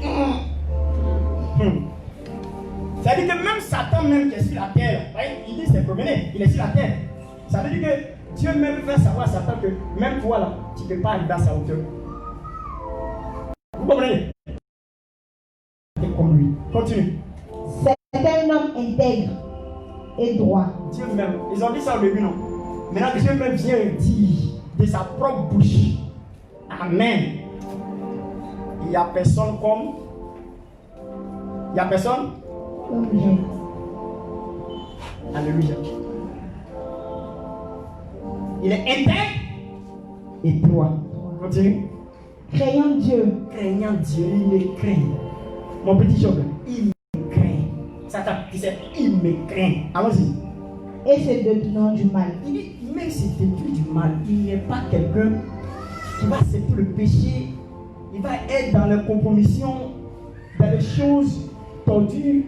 Il est juste. Il s'est détourné du mal. Et allez bien, mais Satan m'a dit. Et Satan répondit à Ça, c'est l'Éternel. l'excitation. L'excitation. Dieu connaît Satan. C'est lui qui l'a créé. Il sait comment il est. Il sait comment l'utiliser. Il sait comment toucher. Et puis il va commencer à manifester ce qu'il est. Dieu veut faire sortir Satan de lui-même. Hors de lui-même. Pour bien faire son travail. Parce que c'est un expert à la matière. Le travail qu'on va lui donner, il est expert. Il a agrégation pour ça. Il a un doctorat. Il a tout. C'est-à-dire tout le plafond des diplômes là. Pour le mal, il est fort. Oh, Dieu voulait un ingénieur pour faire un travail pour lui. Il n'y a pas plus meilleur que ce monsieur. Si tu vois son CV, son palmarès, il n'y a pas quelqu'un qui peut dépasser lui. Satan, il est l'amour du mal. Il respire le mal. Il est capable de tout dans le mal. Une personne comme ça peut jouer le bon rôle. Parce que Dieu lui-même là, il est amour. Quand il m'a voulu faire lui-même là, ça lui fait mal pendant qu'il est en train de le faire. Tu sais, pendant que tu es en train de frapper ton enfant, tu as mal. Quand bien même que tu l'aimes, mais tu ne corriges pas amour, mais tu as mal. Le gars qui parle là, ce type là, il n'a pas mal, hein. Au contraire, même là, il rit. Et puis il est content, il est fier. Parce qu'il a en train de jouer son rôle qu'il voulait. Mais on peut donner un tel boulot là à qui d'autre? Dites-moi. C'est comme on est en train de chercher quelqu'un dans une société qui a une telle palmarès. On ne peut pas passer doute que choisir Satan. Vous et moi. C'est un expert en matière. Dieu l'a réputé dans la rue. Il dit, je me suis promené et me voici. L'excitation. Dis amen avec moi. Tu peux t'asseoir. Allons-y. Au verset 9. Et Satan répondit à l'Éternel. Et Satan répondit, viens dire ce qu'il va dire. Oh. Non, Satan il est bien. Dis il est bien. Il faut avoir l'occasion de dire il est bien. Il joue son rôle que Dieu veut qu'il joue. Vous savez, quand tu donnes un rôle à jouer là, quand tu joues le rôle proprement, on te donne le prix qui te revient de droit. N'est-ce pas? Mais dites-moi, est-ce que Dieu punit pas le méchant? Satan, est-ce que Satan ne joue pas bien son rôle? Je vous pose une question. Est-ce que Satan ne joue pas bien son rôle? Donc, le salaire qui lui revient de droit, lui revient de droit. Vous voulez qu'un jour il fasse du bien? Dis-moi, vous voulez qu'un jour il fasse du bien? Satan ne peut jamais faire du bien. Il est l'incarnation du mal. Et il va faire toujours le mal. Il fera toujours le mal. Il accomplira toujours le mal. C'est comme ça il est. Mais vous voulez qu'il fasse du bien comment? C'est pas il dit qu'il est bien. Il est bien parce qu'il fait bien le mal. Et c'est pour cela qu'il va aller aussi bien en enfer. Parce qu'il mérite. La Bible dit qu'à lui seul la vengeance. À lui seul la rétribution des méchants. Quand il dit rétribution, ça veut dire salaire. C'est Dieu qui donne le salaire aux méchants. Et le méchant, il doit payer. Parce qu'il a bien joué son rôle, on doit le récompenser son salaire, c'est là aller en enfer. Alléluia. Alléluia. La repentance, écoutons bien. La repentance n'est pas pour les anges, les êtres surnaturels. La repentance, c'est pour les hommes. Comprenez ça, peut-être que vous ne savez pas. Vous comprenez bien. La repentance, là. La repentance, c'est pour les hommes. Ce n'est pas pour les anges. Parce que ce sont des êtres, ils sont 100% fidèles. C'est pour ça que quand Satan et les un tiers ont été rejetés, ils pouvaient revenir pour dire, Seigneur, on sait que tu es le Tout-Puissant, on a fait erreur, on vient te demander pardon pour que tu nous reprennes. Mais nous, on peut faire ça. Mais dis-moi, pourquoi ils n'ont pas pu faire ça? Dites-moi. Parce que la repentance n'est pas de leur camp. C'est pour les hommes. Dieu a envoyé la repentance, c'est pour les hommes. Jésus n'est pas mort pour les anges. Il est mort pour les hommes. Vous comprenez? Jésus n'est pas mort pour les anges, hein? Il est mort pour les hommes. Sinon, s'il était mort pour les anges, c'est que Satan peut être innocenté par le sang de l'agneau. Mais jamais. La repentance n'est pas pour les anges. La repentance est pour les hommes. Parce que les hommes commettent des erreurs et Dieu sait c'est quoi les venus dans une chair. Pour savoir comment il faut vivre et quelles sont les tentations, les douleurs qu'on peut ressentir quand on a la peau. C'est pour cela que Dieu lui-même, il a donné cette capacité pour ne pas que toi et moi nous soyons perdus. C'est quoi la Bible dit que? La Bible dit, dans le livre d'Éphésiens, chapitre 2, verset 8, il dit nous sommes sauvés par grâce au moyen de notre foi, pour que personne ne se glorifie. Que tape sa poitrine, dit que c'est par mes biens, par ma force que je suis sauvé. C'est par grâce. Parce que Dieu sait que c'est difficile. C'est pourquoi il a abrégé la loi. Il dit, il n'est pas venu accomplir la loi, mais pour l'accomplir. Mais la Bible dit dans Romains que Christ est la fin de la loi. Alléluia. Alléluia. Amen. La loi est difficile. La loi condamne. Mais la grâce, elle est extraordinaire. C'est comme quelqu'un qui est condamné, on doit l'envoyer en prison, et puis une grâce pénitentiaire vient pour dire, vraiment tu as fait, mais tu es innocenté, parce que voici la grâce qu'on te fait. C'est ça, la grâce. Alléluia. Alléluia. Voilà. Nous sommes sauvés par grâce. C'est pour ça que les autres religions ne peuvent pas comprendre parce que c'est trop facile. Quand tu dis à quelqu'un, à un musulman, dit à quelqu'un d'autre pour dire, je suis sauvé. Il dit, oh voilà bien. Il faut dire c'est Dieu qui, ça dépend de Dieu. Il a raison de dire ça dépend de Dieu parce qu'il ne peut pas comprendre dans nos langages de la grâce. Le fait d'accepter Jésus comme sauveur, même personne t'est sauvé. C'est trop facile. Pour lui dire que c'est par les biens que tu vas faire, les efforts que tu vas fournir, que tu es sauvé. Le salut est différent ailleurs. C'est chez nous seulement, c'est facile.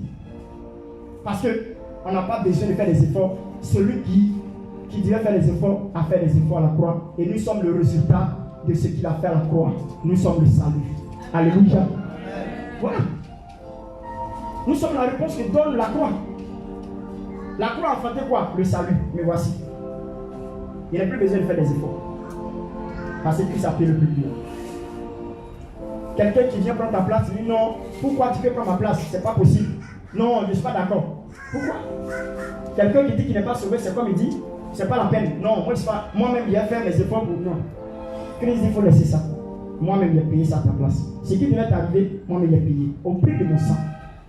Alléluia. Allons-y. Et Satan répondit à l'Éternel. Est-ce d'une manière désintéressée que Job craint Dieu? Vous savez, le mot désintéressé là, ça vient d'un sens très très capital. Quand il est désintéressé là, quand il est désintéressé, il fait quoi? Il ne fait pas quoi? C'est l'amour désintéressé. Tu ne vas pas tenir compte de sa personne et sa manière d'être, mais tu l'aimes comme ça. Quand il est quelqu'un désintéressé là, en amour désintéressé, tu aimes une personne sans tenir compte de ce qu'il est. C'est pour ça que Dieu nous aime. Ça, si Dieu ne nous aime pas comme ça, c'est grave. Hein? À la maison, là, dites-moi, entre les enfants, c'est celui qui pose des bonnes actions que la maman et le papa mettent dans son cœur. Bravo. Tu ne fais pas ma fierté là. Tu n'es pas inscrit sur la première liste de mon cœur. Amen. Bravo. Malgré que j'aime tous les enfants, mais il y a mon préféré, c'est celui qui fait ma fierté. Je vous demande, c'est vrai ou c'est faux? Non, soyons sérieux. C'est seul et celui qui fait ma fierté. Oh, je les aime tous. Mais Dieu n'est pas comme ça. Dieu nous aime tous tels que nous sommes. C'est pourquoi il aime Satan. C'est pourquoi il l'utilise par moment pour venir jouer son rôle. Amen. Il aime Satan parce qu'il va l'envoyer à l'enfer. C'est par amour que Dieu l'envoie à l'enfer, quoi. Voilà, c'est bon. Amen. Voilà, Dieu frappe par amour. La Bible dit que celui qui aime châtie. N'est-ce pas? Voilà. Celui qui aime châtie. On doit poser la question, est-ce que l'épreuve est un châtiment de Dieu? Ou bien l'épreuve est quoi? La Bible dit qu'il dit, est-ce que c'est une manière désintéressée que tu as donné tout ça? Allons-y. Est-ce d'une manière désintéressée que Job craint l'Éternel? Continue. Verset 10. Ne l'as-tu pas protégé, lui, sa maison et tout ce qui est à lui? Tu as béni l'œuvre de ses mains et ses troupeaux couvrent le pays. Mais étends ta main, touche à tout ce qui lui appartient, et je suis sûr qu'il te maudit en face. Amen. Ouais, ben. Ouais, ben. Souvent, quand tu vois Satan, tu vas lui dire la vérité. Tout ce qu'il a dit là, quand il a dit en c'est la vérité. La vérité n'est pas sortie dans sa bouche. Excusez-moi. C'est le père du mensonge. C'est ce que la Bible dit. Moi, je dis quoi? C'est pas quelque chose de nouveau. C'est le père du mensonge. Il dit tout ça. Effectivement, quand tu regardes dans le fond, dans la forme, tu penses qu'il a raison. Tu vas donner, dis-moi. Job n'a rien fait, puis il a eu tout ça. Je pose la question. Job n'a rien fait, puis il a eu tout ça. Hein? C'est-à-dire, tu es assis. Dieu même a dit que celui qui ne travaille pas ne mange pas. Donc, c'est Dieu qui lui a donné ça comme ça. Non, il a travaillé. Il a travaillé. Dis-moi, tous les biens que tu as là, tu t'es croisé, puis c'est quitté le ciel, c'est tombé sur toi. Hein? Le salaire que tu as pris pour cette maison-là, c'est la grâce de Dieu qui t'accompagne. Mais tu as travaillé. Bravo. Tu as travaillé. Ça ne t'a pas dit ça, c'est vrai que tu lui as donné tout. Non, il a travaillé. Job a travaillé. Dieu l'a accompagné dans ça. La grâce est sur ta vie. Mais en travaillant, Dieu permet que ça se fructifie. Voilà. Si tu ne travailles pas, dis-moi, tu ne travailles pas, tu as mangé. Même si tu as la fonction publique, si tu en vas, tu dis que tu ne travailles pas, c'est bon. Ton directeur, ton inspecteur, ils vont te signaler. Et puis ça va aller là-bas, à la fonction publique. Amen. Et qu'est-ce qui va se passer? Ils vont te suspendre ton salaire. C'est pour cela que quand des personnes doivent voyager, on met mise à disposition. Pour dire quoi? Pour dire qu'il ne va plus être là, mais on bloque son salaire, on ne lui donne plus. Quand il va revenir maintenant, s'il veut, avec les papiers, bien, l'administration, on fait tous les papiers. Tu voyages, tu vas passer combien de temps? Tu reviens, tu peux continuer ton travail. Le jour que tu vas commencer à travailler, c'est à la fin du mois, les mois te verser ton salaire. Pendant tout ce temps que tu as mis là-bas, ton salaire est bloqué dans ton compte. On ne fait pas d'événements. Si tu ne travailles pas, on ne fait pas de salaire. C'est ça la vie. Job a travaillé, Satan c'est un menteur. Dieu ne lui a pas donné un cadeau comme ça. Job a travaillé, il a multiplié, il a travaillé. La Bible dit qu'il était intègre de toi. Dieu l'a béni dans son travail. Les gens pensent que Dieu bénit comme ça. Dieu bénit l'œuvre de tes mains. Il ne faut rien faire, tu vas voir si tu vas te bénir. Il ne faut rien faire, hein? Il ne faut rien faire. Il ne faut rien faire. Il ne faut rien faire. Il ne faut rien faire, et puis ça quitte le ciel pour tomber. Il ne faut rien faire, tu es assis à la maison, tu dis non, Dieu me fait grâce. Le prophète a venu. Non, le prophète ne va pas comprendre qu'il va dire non. C'est Dieu qui m'a envoyé pour te dire qu'il faut laisser, il ne faut pas payer. Comme lui, il est venu à Abidjan pour regarder la mer. C'est pour dire que c'est le fruit du travail que tu bénis. Tu ne fais rien, Dieu te bénira. Quand tu travailles, Dieu multiplie ce que tu travailles, le travail que tu fais. Je mets ça en guillemets pour que vous compreniez que Dieu bénit l'œuvre de nos mains. La bénédiction que Dieu nous donne, personnellement, c'est le souffle de vie. Parce que tu n'as pas la vie, tu ne peux admirer et même magnifier ce que Dieu te donne, que Dieu fait dans ta vie. C'est pour cela que la vie a plus d'importance que tout ce que nous recherchons sur la terre des hommes. Parce que si tu n'as pas la vie, tu ne peux profiter de la vie. Tu ne peux profiter de tout ce que tu as pu avoir. Imagine-toi quelqu'un qui a tout. Le jour qu'il travaille, son salaire n'est pas arrivé qu'il est mort. À quoi a servi son travail qu'il a fait? Les efforts qu'il a pu fournir, les diplômes qu'il a pu avoir, ça servi à quoi? Rien. Amen. Que le Seigneur vous bénisse. Oui, allons-y ma fille. Verset 12. L'Éternel dit à Satan, voici, tout ce qui lui appartient, je te le livre. Voilà. Allons-y, continue. Seulement ne porte pas la main sur sa... Allons-y. Seulement ne porte pas la main sur lui. Et Satan se retira du devant de la face de l'Éternel. Voilà, il se retira. C'est lui qui l'a invité. Dans la vérité, c'est pas Dieu qui l'a invité. Quand ils ont fini de faire conversation, il est parti, non. On dit c'est retiré, non. C'est tout. Il a venu recevoir la recommandation de Dieu pour jouer le rôle qu'il faut. Il dit ça, tu peux faire tout, hein, mais ne touche pas sa vie. Le preuve, pour vous dire la vérité, le preuve est une souffrance où ils enlevaient ce qui tue dedans.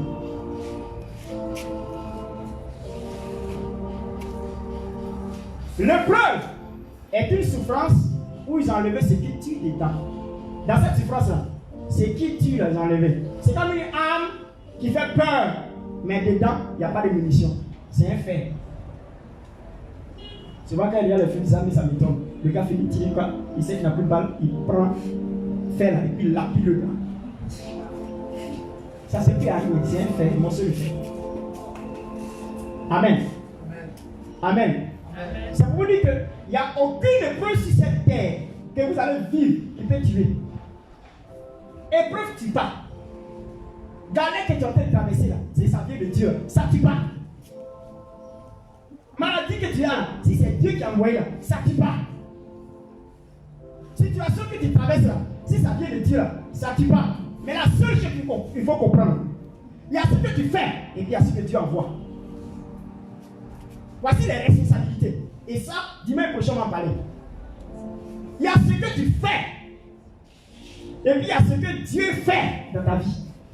Ce que tu fais n'est pas pareil à ce que Dieu fait. Le preuve, c'est le travail de Dieu dans ta vie pour te permettre de te parfaire et pour te permettre d'accéder à la gloire qu'il promet pour le lendemain. Amen. Or, ce que tu fais, si c'est mauvais, tu as envie ses conséquences. Dieu pardonne, mais Dieu n'oublie pas les conséquences de tes actes. Dieu pardonne. Il a oublié tout, hein, mais les conséquences de tes actes, toi-même, tu vas vivre ça. Tu as tué quelqu'un, tu vas vivre les conséquences d'un meurtre. Ça peut tenter toute ta vie. C'est par grâce de Dieu de t'approcher de Dieu qui va faire que les choses vont entrer en ordre. Amen. Amen. Alléluia. Vous comprenez un peu? C'est très très important. Très très important. Les actes qu'on pose là, il y a les conséquences. Et dans les conséquences, tu peux perdre des êtres chers parce que tu as fait des erreurs. Ça arrive. Ça sont les conséquences. Ce n'est pas Dieu qui a envoyé. Il y a des choses que Dieu n'envoie pas. C'est le fait que tu as été ignorant, ça t'est arrivé. L'ignorance, Dieu il s'en fout de ça. Hey! Des personnes qui sont ignorantes et puis ça les arrive. Tu es rentré dans le taxi, tu n'as pas fait attention, ils ont pris ton portable. Tu as été ignorant, tu ne sais pas qu'à ici là, ça vole.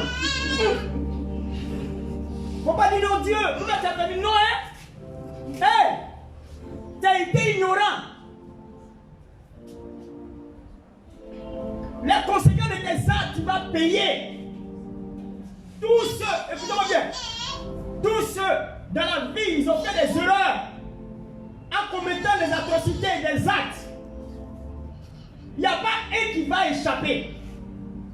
Même la réunion 2011, il n'y a pas un qui va échapper. Ils vont payer les conséquences. C'est Dieu. Ce n'est pas quelqu'un qui va les maudire. Non, ce n'est pas une malédiction. C'est les actes que tu as posés là. Son résultat que ça donne là. Tu vas vivre ça. Maintenant, si tu es repentant devant le Seigneur, ça peut ne pas t'emporter. Ça peut te permettre d'être en vie. Mais Dieu, c'est lui qui va te parfaire. Ça devient pour toi comme une épreuve de réflexion. Pour te conscientiser. Pour ne plus jamais que tu fasses la même chose. Il y a des choses là, c'est pas Dieu qui a fait. Hein? C'est ton erreur. Ton idiotie t'a conduit là. Il y a des gens qui ont posé des actes gauche. Et puis ça peut me dire Dieu. Seigneur, c'est toi qui as fait. C'est pas Dieu qui a fait. Quand tu posais l'acte là, il était là, il te voyait, tu connaissais la vérité que tu as fait. Tu es en train de payer, maintenant tu dis non, c'est Dieu qui a envoyé. Non, hein, c'est pas Dieu. Voilà quelqu'un, genre, le prêtre qu'il vit là, c'est Dieu qui a envoyé. C'est quand ils ont fait une négociation, il a commencé à causer à Satan, non? Il dit, tu peux faire maintenant, mais ne touche pas à sa vie. Il a enlevé la balle qui tue dedans. Le prêtre ne tue pas, mais les conséquences des actes peuvent t'emporter. Dis à ton prochain, le prêtre ne tue pas, mais les conséquences de tes actes peuvent t'emporter. Imagine-toi que Dieu t'avertit, il ne faut pas prendre voiture, tu as parti. Voilà, il ne faut pas aller. Tu dis non, c'est que si c'est nécessaire, il doit aller forcer. Dieu dit ne va pas, c'est pas arriver à quelqu'un. Toi, tu t'en vas. Si tu meurs là, c'est Dieu qui a fait. C'est les conséquences de quoi? C'est les conséquences de quoi? De tes actes, ça désobéit. C'est mon cadeau. Ou bien si ton pied a coupé, s'il n'est pas mort que ton pied a coupé, c'est Dieu qui a coupé ton pied. Accident a fait que ton pied a coupé, c'est Dieu qui a coupé. Dis-moi, malgré que tu as te repenti, ça va souder ton pied. Tu vis quoi? Les conséquences de tes actes. C'est tout. Alléluia. Et le preuve vient pour une chose. Dis à ton prochain. Le preuve vient pour une chose. C'est pour préparer l'individu pour la classe supérieure. Dis, c'est pour préparer l'individu pour la classe supérieure. La vie est comme une école. Et dans cette école, il y a les examens. Dans cette école, il y a les tests. Dans cette école, il y a les épreuves. Lorsque tu commences à aller au CP1, quand tu vas au CP1, il y a la proposition de CP1 pour aller au CP2. C'est pas ça? Mais quand tu arrives au CP2, c'est la même chose qu'au CP1. Ce qui va se passer comme examen de CP2, c'est la même chose qu'au CP1. Quand tu vas aller au C1, c'est la même chose. Proposition là, c'est la même chose. À partir de là, tu commences à faire des leçons. Ça veut dire que tu commences à connaître la maturité. On te permet de lire des phrases, des tests. Tu fais histoire géo même. Tu fais leçon. Ça veut dire qu'on sait que tu arrives à un niveau. Mais à chaque période de notre vie, il y a une évaluation. Dis, il y a une évaluation. Dis, il y a une évaluation. Dans cette vie chrétienne, il y a une évaluation. Parce que tu ne peux pas devenir chrétien, né de nouveau. Selon Jean chapitre 3, le verset 1 à 3, il dit à Nicodème, Si tu nais d'eau et d'esprit, tu ne peux rentrer dans le royaume de Dieu. La nouvelle naissance. Tu t'es converti. Quand tu es converti, la Bible parle de la nouvelle naissance. La Bible me dit dans le livre de 2 Corinthiens, chapitre 7, verset 17. Il dit si quelqu'un est en Christ, il devient une nouvelle création. Les choses anciennes sont passées. C'est la nouvelle naissance. Tu es enfant de Dieu. Mais dis-moi, est-ce qu'on demeure enfant? Est-ce qu'on demeure enfant? Nous avons dans nos églises des nés. Ils n'ont même pas de... Leur cartilage de conjugation n'est pas manifeste. C'est atrophié. C'est une malformation que vous avez. Comme on peut vous enseigner pendant 10 ans, vous êtes encore au CP1. Quand même, c'est quelque chose ça. Un élève qui est au CP1 pendant 10 ans, il a 10 ans au CP1. On coupe son âge. On coupe encore.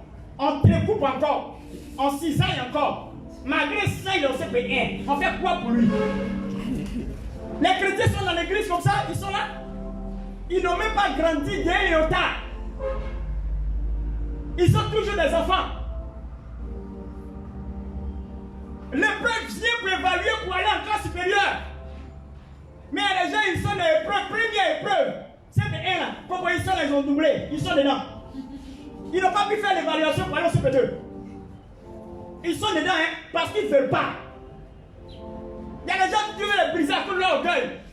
Dieu fait tous les événements dans leur vie. Il envoie tous les événements dans leur vie pour les briser, pour qu'ils s'abaissent, qu'ils soient humbles. Mais ils ne sont pas prêts, ils sont gonflés. Pendant que tu es gonflé, il s'arrête avec toi là. Tu ne vas même pas évoluer. Tu vas rester dans la même position. Les gens vont partir, ils vont revenir. Tu es toujours là. Tu n'as pas évolué dans le temps. Pourquoi? Par le message qui vient t'apporter par l'épreuve. C'est pour que tu sois humble. Tant que tu n'as pas compris ce message d'humilité, tu ne pourras jamais accéder à la classe supérieure par le CP2. L'épreuve joue le rôle, c'est un message qu'il donne. Une personne qui est méchante, Dieu veut éduquer cette personne, fait quoi? Vous pensez que ce sont les conseils des gens qui vont le changer? C'est la situation de la vie pour lui montrer que ce qu'on appelle l'amour. Quand il va traverser des moments difficiles là, ça va pas le tuer, mais ça va l'amener à aimer les gens. Dieu transforme l'homme par l'épreuve. Il brise son caractère. Il lui permet d'être au modèle qu'il veut pour lui permettre d'aller à une autre classe supérieure. La bénédiction de Dieu peut se contrarier, peut être contrariée par nos comportements, nos caractères. Tant qu'on n'est pas arrivé à la mesure que Dieu veut, on ne pourra pas céder ce qu'on veut. Une fois qu'il n'est pas prêt à se marier, comment on peut lui donner un mari? Dites-moi. Quelqu'un qui n'a pas l'expertise d'un diplôme et on veut avoir une telle personne dans une société, est-ce qu'on peut le prendre pour aller? On peut le prendre pour aller? C'est le diplôme que tu as. Quand on te donne le travail, tu as. Si tu n'es pas formé, tu ne pourras pas réussir la mission. Dieu nous forme par l'épreuve. Ce qui manque, ce qui peut empêcher Dieu de faire de toi ce qu'il veut, c'est ce qui permet d'envoyer l'épreuve. Il envoie Satan pour s'occuper de toi. Les épreuves qui traversent, Satan vient et puis s'occupe de toi bien. Afin que tu sois brisé, pour que tu accèdes à la responsabilité qui te revient de droit. C'est quoi? La plupart des hommes disent quoi? Après l'épreuve quoi? C'est la gloire. Après l'épreuve quoi? C'est l'élévation. Parce que tu es monté à un autre échelon. Tu viens de réussir à ton concours. Tu viens de réussir à ton test. Tu viens de réussir à ton épreuve. Donc tu accèdes à une classe supérieure. C'est pour cela que le niveau où tu es quitté, tu ne peux plus revenir là. Tu as un autre niveau. Le niveau qui est quitté là, tu ne peux plus revenir là. Il t'envoie à un autre niveau. Et tu vas voir que la commission de ce niveau là a tous ses avantages aussi. C'est ce qu'on appelle l'élévation. Quand le peuple vient, après le peuple, il t'élève, il te met à un autre niveau. Il y a des choses que tu n'avais pas, que tu as dans la classe, il vient d'accéder. Vous pensez que Dieu envoie les preuves comme ça pour rien? Il y a des gens, même ils ont cherché même leur propre souffrance. Ils pensent que Dieu a pu les éprouver. Il faut rester dedans. Il faut rester dedans. Satan va te tuer. Parce que dans la souffrance, donc toi-même tu as cherché là, il y a la mort dedans. Si ce n'est pas la grâce de Dieu. Vous comprenez bien? C'est pas la Bible me dit, ça je vais le dire dimanche prochain. C'est pas la Bible dit dans le livre de Proverbes chapitre 16, le verset 4, il dit quoi? La Bible dit ceci, dans ce passage. Il a fait le jour du malheur pour le méchant. Il a fait le jour du malheur pour qui? Dieu a fait tout pour un but. Tout hein, pour un but. Mais pour le malheur, son but là, c'est le jour du malheur. Pour le méchant, son but là, c'est le jour du malheur. Ça dit si un malheur arrive dans une voiture, pendant que moi ici dans la voiture, Dieu va m'épargner en donnant la vie du méchant là, à ma place. Pour qu'il meure. Parce que c'est pour ça qu'il est là. Quand tu lis Ésaïe 43, le verset 1, jusqu'à verset 5, 6, 7, vous allez comprendre ce qui est écrit là-bas. Il dit, donne le Liban à ma place. L'Égypte à sa rançon. Parce que quoi? Tu as du prix à ses yeux. Dieu ne lit pas ses enfants aux gens. Il dit, Satan disait, tu peux faire tout, hein. Tu peux le frapper, maladie, tu peux envoyer tout ça. Mais, ne touche pas sa vie. Ce qui peut tuer là, ce n'est pas dans l'épreuve là. Ce qu'il fait là, il faut l'évaluer. Pour qu'il passe en classe supérieure. Il a tout perdu. Il a tout perdu. Job a tout perdu. Le chapitre 42 de Job, le verset 5, il dit, oh mes yeux avaient entendu parler de toi, mais mes yeux t'ont vu. Pourquoi Dieu a fait ça, Job? Job avait une idée arrêtée. Cette idée arrêtée, c'est que c'était un homme de la loi. Il vivait la loi. Il respectait la loi. Il était intègre à la loi. Mais il ne connaissait pas Dieu. Frère, Dieu ne se raconte pas. Dieu s'expérimente. Si tu n'as pas encore expérimenté Dieu, tu ne peux pas connaître la mesure de celui que tu adores. Il faut vivre Dieu. Dieu ne se raconte pas. Quelqu'un peut te parler de Dieu, mais si toi tu ne l'as pas expérimenté, tu ne pourras pas connaître le Dieu dont on parle. Il y a des moments où tu dois traverser pour que tu saches qui est Dieu pour toi. Et ça, c'est Dieu qui fait pour évaluer, pour te préparer à une hauteur. Job n'avait pas ça. Job avait la connaissance de la loi, mais n'avait jamais expérimenté Dieu face à face. Mais Dieu voulait que Job le connaisse à partir de l'épreuve. Il a envoyé l'épreuve pour que Job sache qui il est. Pourquoi il peut donner une telle conclusion? Dans le dernier chapitre, 42, verset 5. D'abord, à partir du verset 1, de 42, il dit quoi? Je reconnais que tu peux tout et que rien ne s'oppose à tes pensées. Il dit, je reconnais que tu peux tout et rien ne s'oppose à tes pensées. Il a reçu une leçon. Le message est passé. Mes yeux ont entendu parler de toi, mes yeux t'ont vu. Je vous remercie.